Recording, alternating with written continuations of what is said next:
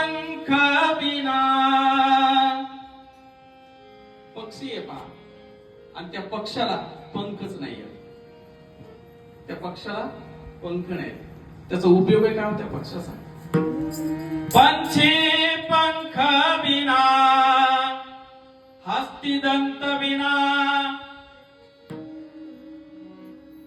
धेनु शिर बिना.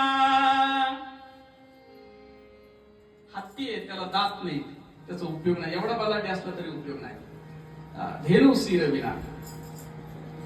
वैसा नर हरि नाम बिना, सुमिरन कर ले मेरे